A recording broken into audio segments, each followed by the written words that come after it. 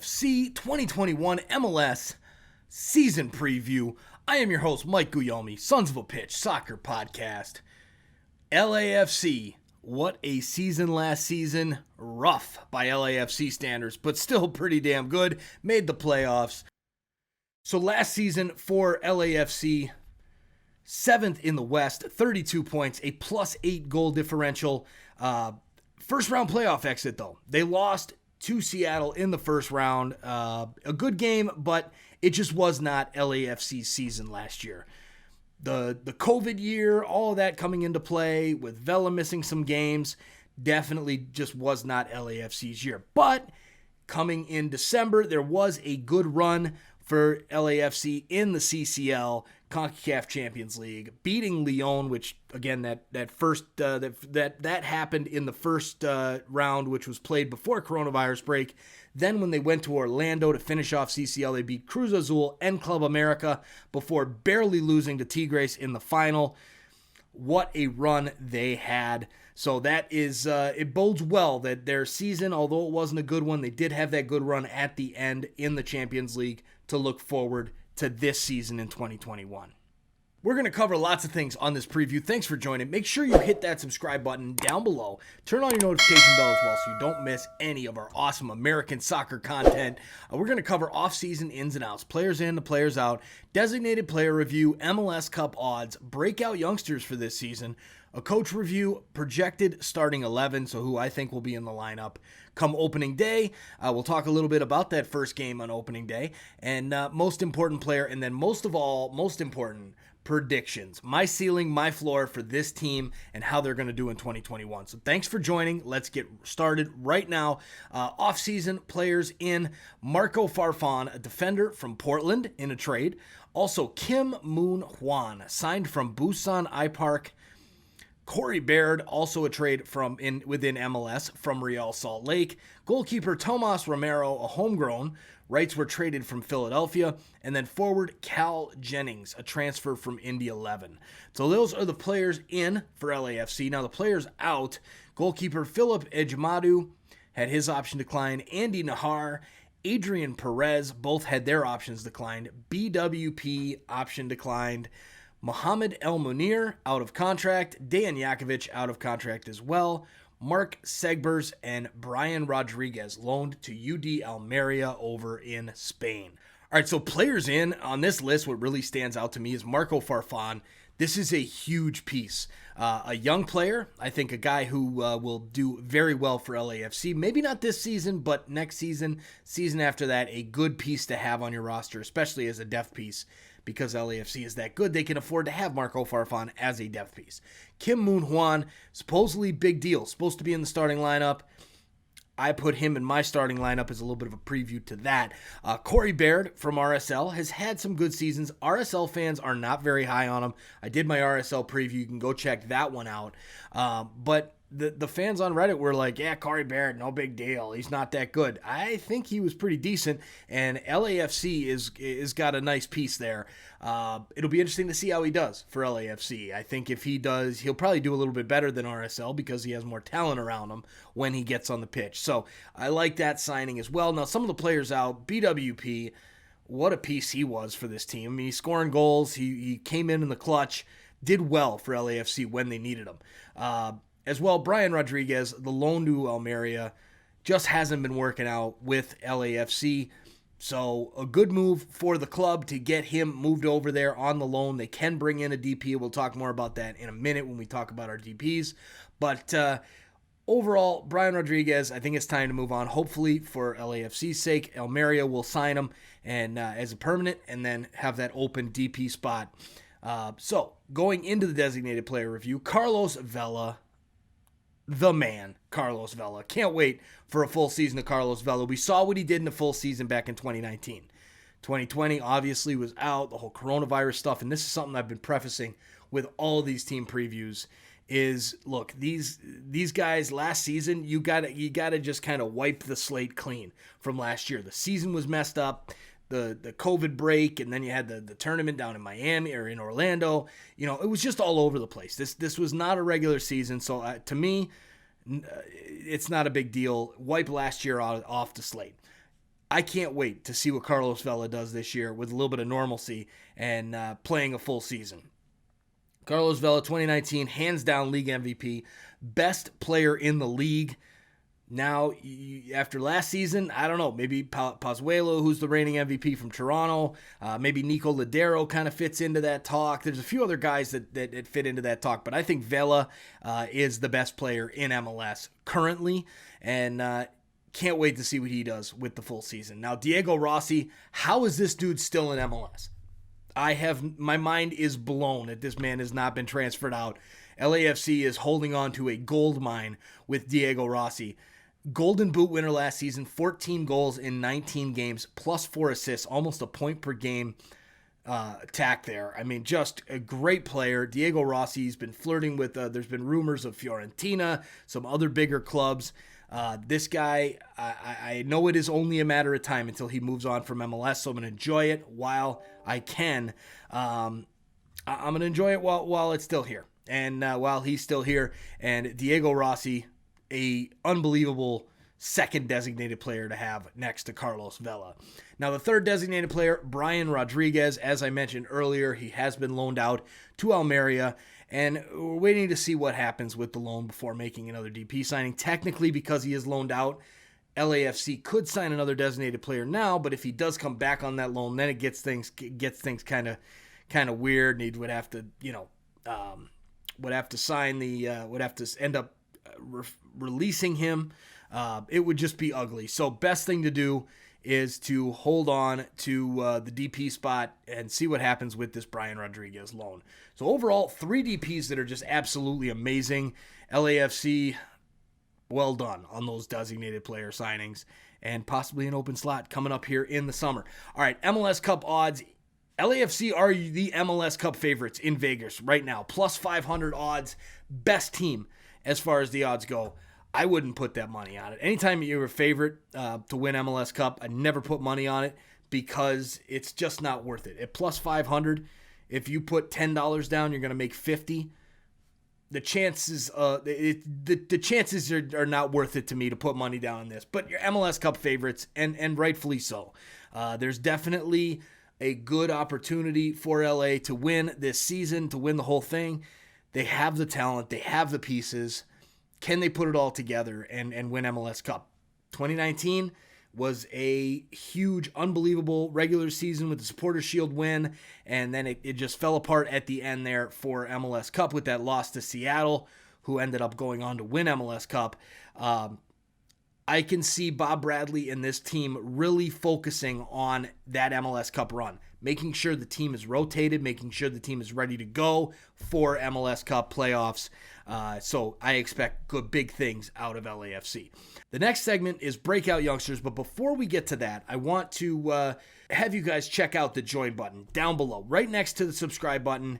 Check out our membership options here at Sons of a Pitch, an American Soccer podcast.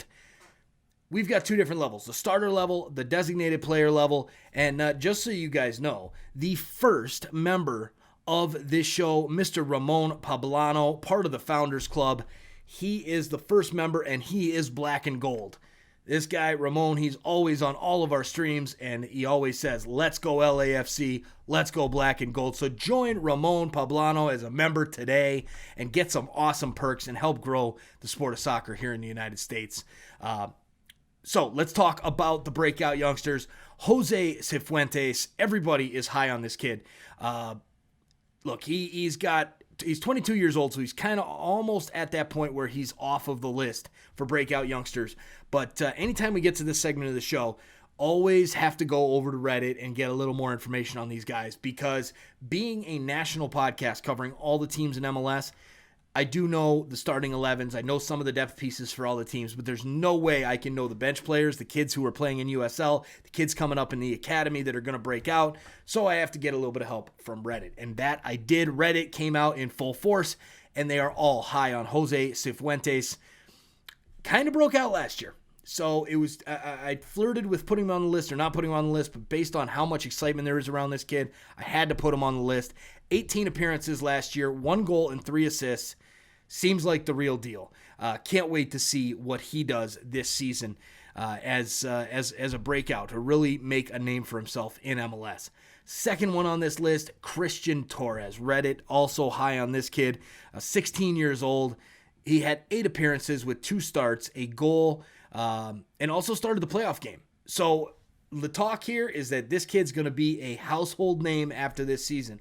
He will break out, he will get into the lineup, and everybody in MLS is going to know who Christian Torres is after this year. And I hope that is right. So Christian Torres and Jose Cifuentes are your breakout youngsters for the 2021 season. Now let's talk a little bit about your head coach, Bob Bradley. A legend, 2019 Coach of the Year, his 3rd Coach of the Year award in MLS. If you think of American coaches, you think of Bob Bradley. The man is U.S. soccer. Maybe could be a little bit with Bruce Arena as well. People may think of Bruce Arena instead of Bob Bradley. But if they think of 2 guys, one of them is going to be Bob Bradley. So an unbelievable legend. It's just a name that is synonymous with U.S. soccer. Doesn't take any crap. I expect him to really have this team bounce back from a down 2020 season. And who better to lead the charge than Bob Bradley? You've got a hell of a coach there, LAFC, and enjoy it. Let's talk a little bit about a projected starting 11. So I've got him coming out in the 4-3-3 formation.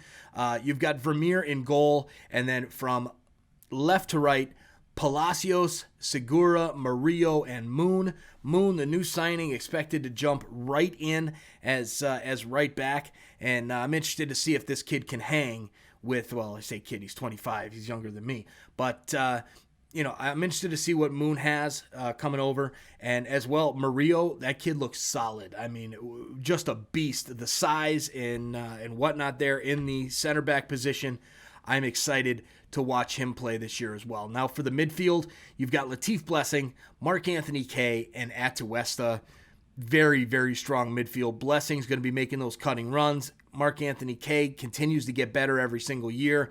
And Atuesta is just a class player. DP level type player for sure. And he's not a DP. So that is good news for LAFC. Now up front, obviously, on the wings, you've got Rossi and Vela.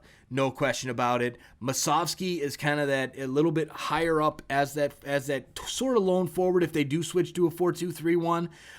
But I see it more of a 4-3-3 with Masovsky in the middle and just waiting for him to continue to get better. Masovsky, there is an opportunity for him. I don't know if I would, if I'm super high on him personally, but he should be good. All right, so this takes us to the most important player. Now, this is the guy where if the team does well, if he does well, the team does well, and vice versa. If he does bad, the team will do bad. Who else but the man, Carlos Vela? He is an MVP candidate. He's the most valuable player in the league. How can you not have him as the most important player in LAFC's squad? As you saw last season, Vela was out with some injuries with the coronavirus break and opting not to go down to Orlando. You see how much that affected the club, LAFC there. And that's kind of case in point for this one. If he has a great season, I expect LAFC to do the same. If he has another off season like last year, which I don't expect, then it will bode poorly for LAFC. So speaking of LAFC's season, their first game is now set, Austin FC on April 17th. This is going to be a great game. Everybody's excited to see Austin FC come into the league. This game is on Big Fox, nationally televised throughout the United States, over-the-air television. This might be our live stream reaction game, first game of the season for live stream reactions in MLS. Might be our game. I don't know yet. Got to make sure the schedule will fit. But 2:30 p.m. Pacific Standard Time will be the Austin FC and LAFC game. I expect LAFC to crush Austin FC because they're an expansion team, and it's at Banc of California Stadium. But we'll see. Austin FC does look like a decent expansion team. Nothing like LAFC looked as an expansion team or Atlanta. But Austin FC looks decent. So first game, get excited. April 17th. Can't wait for that one. Now, predictions, ceiling, and floor. This is the most important part of the show. This is what you've all been waiting for. Make sure you guys hit that subscribe button down below and turn on that notification bell so you don't miss any of our awesome American soccer content. This team, for me, it's very, very simple. This team's ceiling, if all goes well, is number one in the Western Conference and will compete for a championship in MLS Cup. No doubt about it. If everything's working, Vela has a great season, Rossi has a great season, first is going to happen, and they will probably be in the hunt for, not probably, they will be in the hunt for MLS Cup champions. Now, if everything goes wrong, if this team just doesn't play well, another bad season by Vela, Rossi gets transferred out, there's some injuries, things like that, I still think this team is a playoff team. They're very, very solid. They have some good depth. I see them as at least a playoff team, and that puts them as 7th in the West for a floor. This is a playoff team, period. Really, really excited to see what LAFC will do this year after that kind of down year last season. Projected, hey, they're MLS Cup favorites right now in the odds-making industry there in Vegas. Just as a side note, LAFC did just sign an agreement with Las Vegas Lights as their USL affiliate and brought in Steve Cherundolo to be head coach of the Las Vegas Lights. Excited about that USL partnership there, and nice and close, the short flight from Vegas to LA, and should bode well for LAFC continuing their run of excellence here in MLS. All right, so that pretty much does it for this preview. Thank you for watching. Again, my name is Mike Guglielmi, your Sons of a Pitch soccer podcast host, and we will see you guys very, very soon at the next one. LAFC, good luck this year. Have fun, everybody. It's going to be a good year in LA.